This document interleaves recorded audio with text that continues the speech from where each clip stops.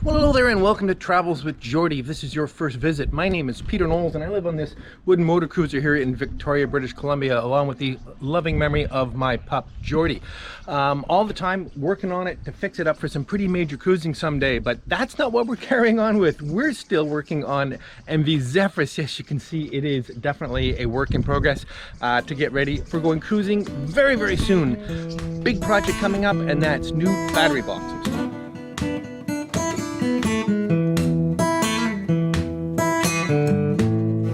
And the next big project for MV Zephyrus is under the wheelhouse sole, and quite a few projects going on under here. The most significant is new battery boxes. The batteries are sitting on a tray right now, and although they're all relatively new, battery boxes are a tidy solution. So unfortunately, all the projects that are going to involve working under here means I have to pretty much empty this cabin, or at least open up as much of the sole as possible. Yuck.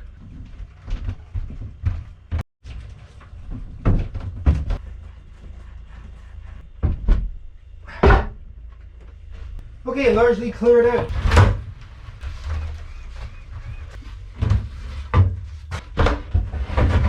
Okay, so many of you have been down in this bilge before during the installation of the engine, which of course was lots of fun. So now you can see the semi-temporary battery installation, new batteries, but just sitting in a tray. So it's time to improve those drastically. Alright then, so first step, after having rinsed off the batteries of all the dust and crud that's got all over them over the last year and a bit, is just take all the wires off and all the batteries out. And that's done bolting stuff, not much to it. So this is no fun. Normally there's a really slick tool, a little strap that you can hook into these 6-volt golf cart batteries to pick them up. And I have one, but I can't find it. So now I have to sort of get these all up into place, kind of crudely, and then lift them out. Oh, heavy.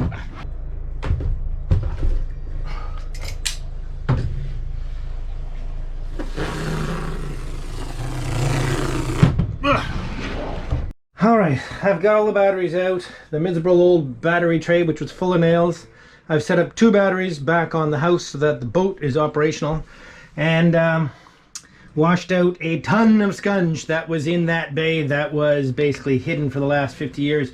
Mostly rust, because I also pulled out a schwack of fasteners that were rusting away down in there that have been there for gosh knows how long. For some reason there's a lot of rust in this bilge, so of course, those of you who know about wooden boats are saying, well, that sounds like it might be your fasteners.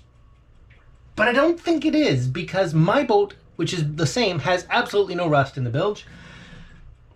So it's like it's just, there's a bunch of nuts and bolts and screws down here somewhere rusting away.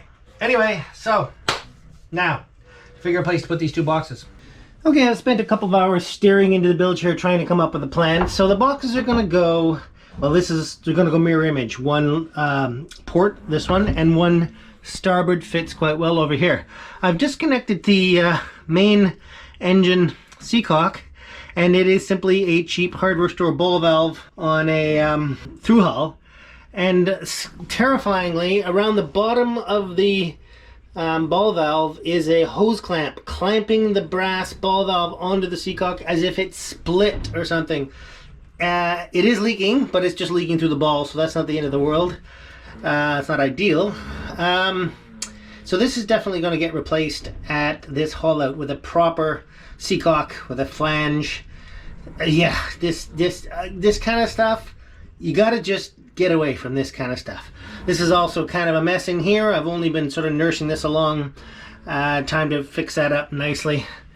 The other thing that's going to happen over here, unfortunately, is those of you who've been following along for a while can see that the control cables, which this boat has interesting Morse controls, basically they're cable operated, which is really neat.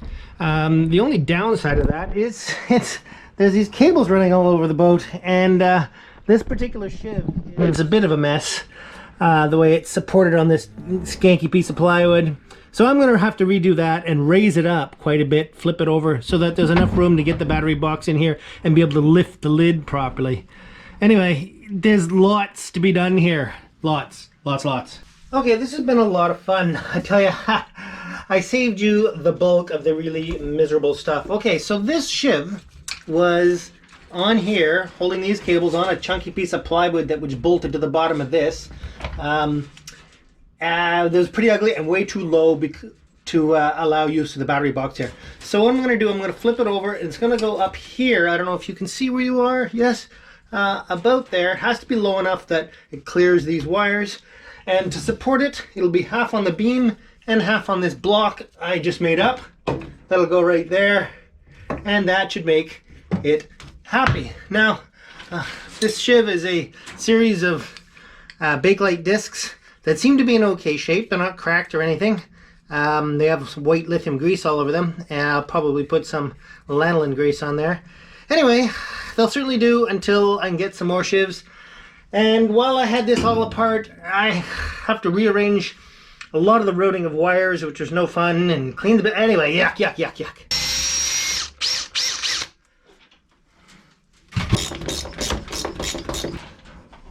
Okay.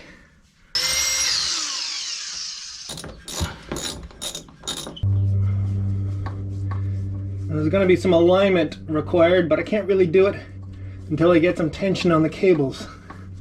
Okay, after much fiddling and fettling, I am quite happy with the tension and everything is working again. Now, it is a bit precarious in that there's no retainer. In other words, if the cable went slack, it would come off the shiv. It would have to go very slack because this is a 8-foot run. So even if it went quite slack, just the weight of the cable would keep it in. Anyway, we know that this is something to be improved upon sooner than later. Let's keep moving. Okay, for the structure underneath the battery boxes, I've procured some Douglas fir, which is lumberyard Douglas fir, but it's not really too bad, especially if I hand pick what I need. So I'm going to create some extensions to the floors that are going to be 3 inches high, and well, you'll see.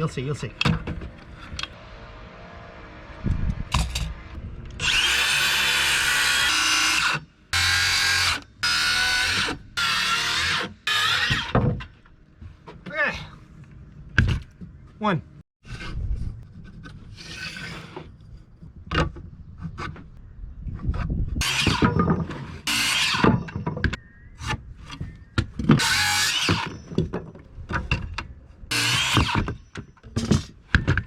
Okay, so here we are with the support framing members cut and test fit. So they're all ready to go.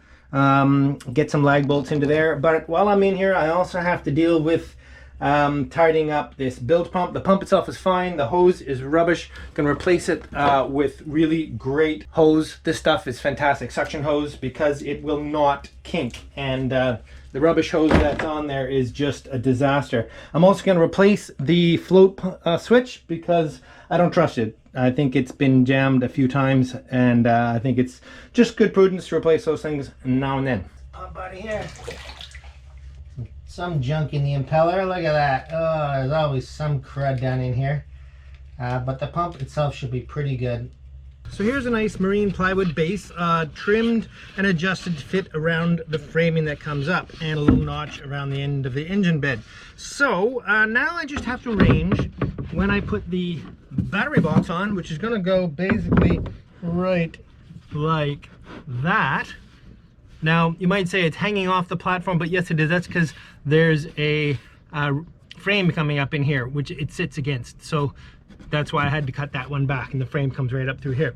So now I just have to put some stops on here, which I'm going to make out of this mahogany, to make sure that the battery box doesn't slide around.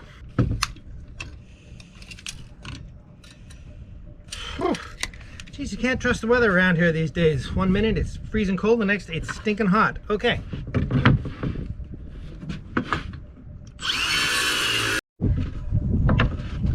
Okay, so there's 2 battens cut for this.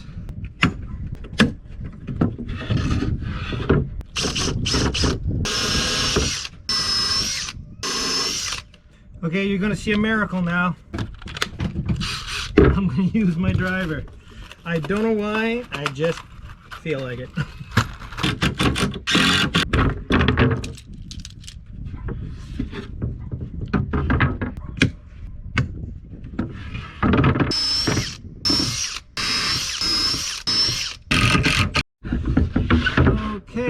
we just got to set up for the actual box. There. Need a block along here and a short block along there, even though there's no chance it's moving this way, because actually I don't even think I'm going to bother, because it sits up and there's going to be a strap over, but I will put one at this end. That's that one done. Okay, in an effort to reduce the amount of wood chips I put into the bilge, I'm going to do all the pre-drilling for these frames out here. Maybe you can recognize the way this was laid out in the bilge. That accommodates for the curvature of the hull. And I'm going to put some lag bolts in here and counterbore for some lag bolts down here. So pretty straightforward.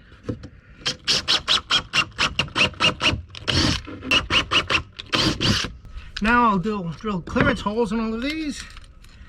If you've never heard or seen these really long bits, at least some places they're called aircraft bits. I guess when you're building an airplane you need long drill bits, but sometimes when you're building boats you need long drill bits too. I probably don't need it here, but it's working for what I need to do.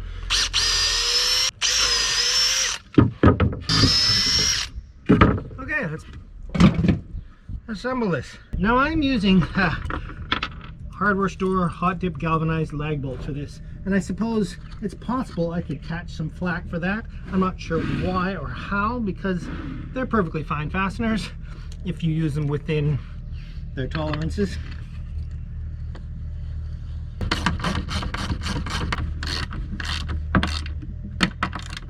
And I find I'm much less likely to snap them off if I use a 1/4 inch drive ratchet.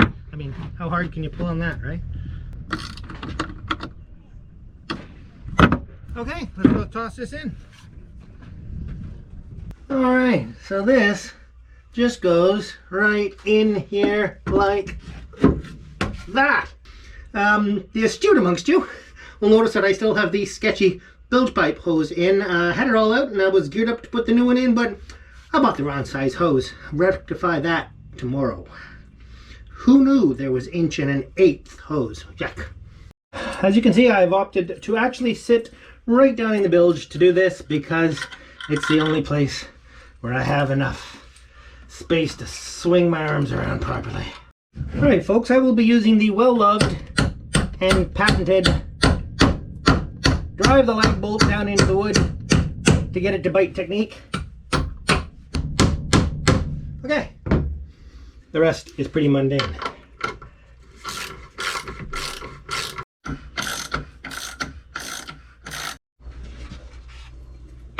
Okay then, how about that? Okay, now I'm not going to put a tremendous number of screws in here because I consider this an access panel, and even though there's no butt blocks or anything under here, I want to be able to get this up in short notice if I need to do any work on the hull. I don't know, I just don't like covering up the hull. Oh yeah! And the box. In and locked. Now it's going to be strapped as well, but I'm really pleased. I'm really pleased. Let's put some batteries in. Now if you ever have any reason to move some big 6-volt batteries around, invest in one of these straps. It's an absolute lifesaver for moving these batteries around.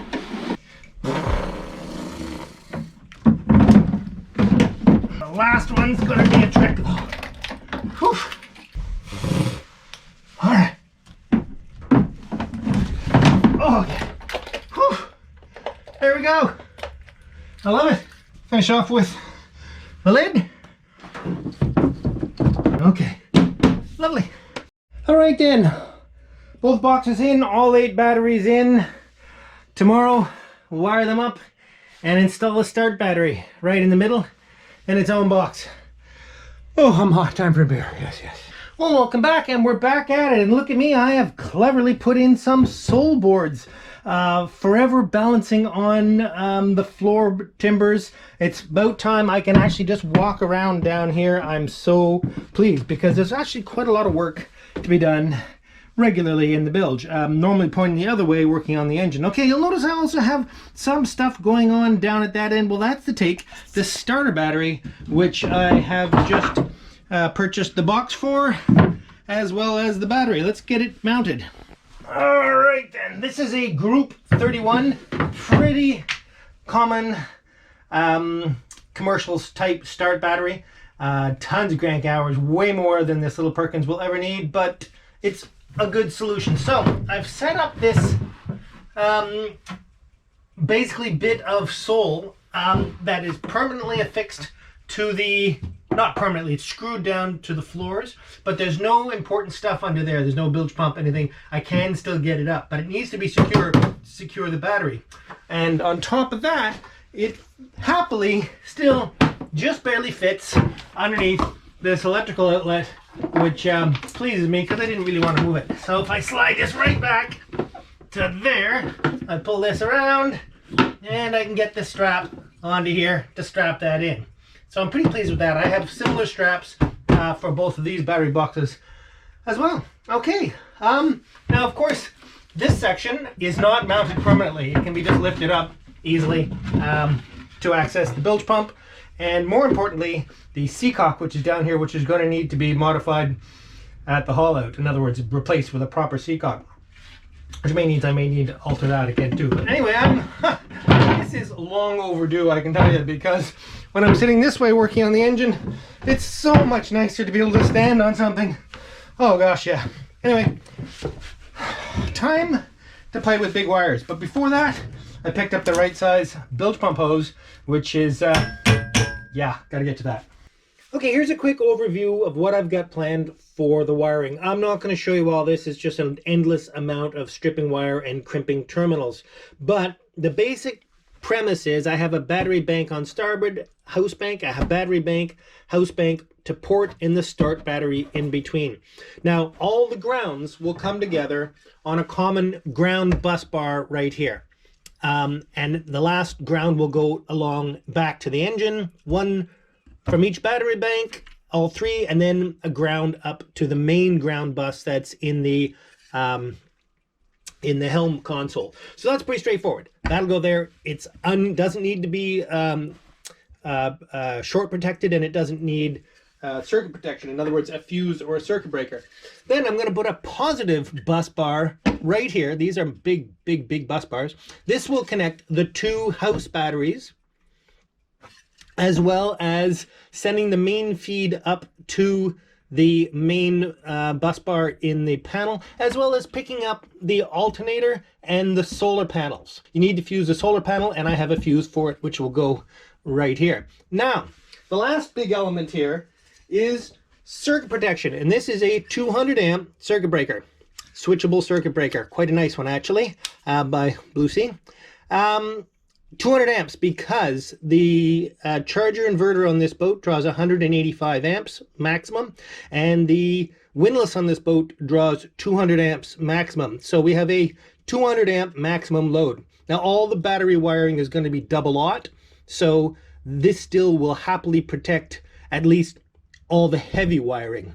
And then once you get to the panel, you have circuit breakers for all the lighter wiring. So this is a pretty good setup. Now, this is supposed to be within 7 inches of the battery terminal. Not incredibly practical, because it would have to be here for the positive one. And technically, because I have to interconnect the two house battery banks, I can't be within 7 inches of both. Plus, it's not a very good place to have a breaker down here because you have to lift up the floor, the sole panel, to get at it to pop it. I'd rather this was inside the console. But there's a workaround. If you run the cable inside a sheath, in other words, if you take the wire and run it inside an extra sheath, in addition to its existing insulation, you're allowed to go 40 inches. In fact, if you connect directly to the battery, you're allowed to go 72 inches, but I don't need that. So I haven't bought anything specific for it yet because I'm going to lay it all out and then measure some sort of tubing. It'll be a clear water hose of some sort, so that I can see that it's red cable inside, but it's protected all the way up, allowing me to put the main circuit protection in the console, which has a door on it, and it's easy to get to. It's where all the main wiring is, and I think that makes a lot more sense. Okay, now it's a lot of stripping crimping, and heat shrinking. All this double-aught gauge wire. Well, hello there, and welcome to the Travels with Geordie Beer of the Week. I realize the light is not ideal in here. It is a glorious day. However, it is windy as heck outside, and there's no way you could hear anything I'm saying. So let's get right on with it. We're going to another very local brewery, Moon Underwater, which is only a few minutes from here. And I've never had this. This is called This is Hefeweizen. So we'll see what this tastes like. I like a good hef, and with any luck, this will be an absolutely fabulous beverage. I'll see how I do with the pour, of course. Now, I have a special treat for you in this particular beer of the week, and that's in the form of a extended giveaway. So for those of you who are faithful beer of the week watchers, you will enjoy a special treat today. So cheers, and we'll see what we think of This is Hefeweizen. Oh yeah! Oh my gosh! This is a Hefeweizen. That is fantastic. I really, really love it. And I'm in no way a particularly fine connoisseur of these beers, but like everything, I know what I like. Now, okay, so let's get to the regular word of the week. And the word of the week is generous. And I'll tell you why the word of the week is generous. It's because I have a very good friend named Mike, who has just given me this beautiful vintage brace and bit. And you say, well, why do you need a brace and bit? Well, any of you who have ever been involved in boat building, when you drive screws into planking, the absolute finest way to do it is with a screwdriver bit in a brace and bit. So you can push really hard with your chest or however you're going to do it and drive those screws in. So I thought he might have one because he's a connoisseur of vintage tools, and look at this beauty he gave me. But that's the very least of it. So you know the word of the week. If you'd like to win a Travels with Geordie t-shirt, use the word generous in a comment down below and I'll pick at random, and you may win a t-shirt. But more importantly, look what else Mike has gifted us with. These are two more custom bottle openers made from vintage wrenches. Now, he's modified these so that they're now bottle openers. If you've been watching the Beer of the Week for any time, you know that I have one of these that he made me some time ago, and I absolutely love it. So he has made two more stamped with TWG for Travels with Geordie that I am to give away here on the Beer of the Week. So I'm going to give away the first one, which is the one with the round tag this week. And this one I'll give away probably next week, but sometimes Beer of the Week is shot in undue circumstances, so I can't be sure of it. But anyway, if you would like the beautiful hand-modified vintage wrench bottle opener with the Travels with Geordie leather tag on it, simply use the word bottle opener, or words, in a comment down below, and I'll pick at random from the first 24 hours worth of comments, and if I pick you, I will send you this very bottle opener wrench wherever you are in the world. I think. Yeah, I think so. It can be done, right? It only weighs about, yeah, okay. Trust me, you get it. So use the word bottle opener and you will end up with the Travels with Geordie custom vintage. I love these things. All right. Cheers. See you next week. Oh.